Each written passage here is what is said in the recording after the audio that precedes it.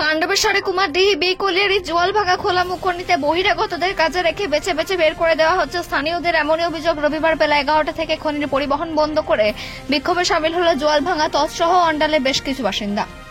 জোয়ালভাঙা গ্রামের বাসিন্দা সুমিত মুখার্জি ও সুকুমার মণ্ডলরা জানান, ইসিএলের কয়লা উত্তোলনের বরাত দেওয়া হচ্ছে একটি বেসরকারি সংস্থাকে।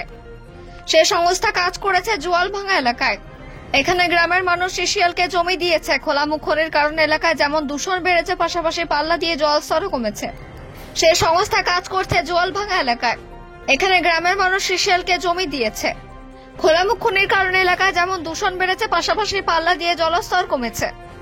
যখন খনির কারণে সমস্যা ভোগ করবে স্থানীয় বাসিন্দারা, তাহলে খনিতে কাজে কেন স্থানীয় বেকার যুবকদের নেওয়া হবে না? তারা বলেন, যদিও এলাকায় প্রায় 28 থেকে 30 জন বেকার যুবক ঠিকা শ্রমিক হিসেবে কাজ করে, খনি কর্তৃপক্ষ বারবার তাদের হুঁশিয়ারি দেওয়া অন্যত্র বদলি করে দেওয়ার এমনটাই অভিযোগ। গ্রামবাসীরা জানান, যেখানে বাইরে থেকে শ্রমিক এনে কাজ করানো হচ্ছে, অথচ স্থানীয় বেকার যুবকদের এখানে কাজ দেওয়া হচ্ছে না। যদিও বা দেওয়া হচ্ছে, তাদের বাইরে থেকে বদলি করে দেওয়ার হুমকি দেওয়া হচ্ছে। যদিও এ বিষয়ে খনি কর্তৃপক্ষের কোনো প্রতিক্রিয়া পাওয়া যায়নি। ঘটনার খবর পেতে ঘটনাস্থলে পৌঁছায় পাণ্ডবেশ্বর থানার পুলিশ। পুলিশের হস্তক্ষেপে ও আশ্বাসে বিক্ষোভ উঠে যায় এদিন। পাণ্ডবেশ্বর থেকে অজিত মিশ্রা, রিপোর্ট নিউজে।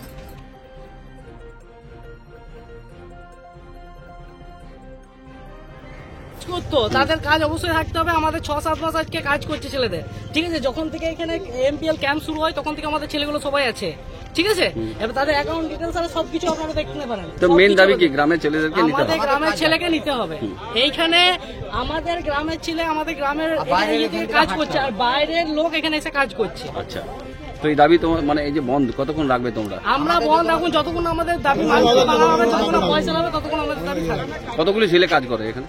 এখানে আমাদের 28-30 জনের মতো কাজ করেই সেই ছেলেগুলোকে বলেছে 1 তারিখ থেকে বন্ধ। কি নাম তোমার? আমার নাম সুমিত মুখার্জি।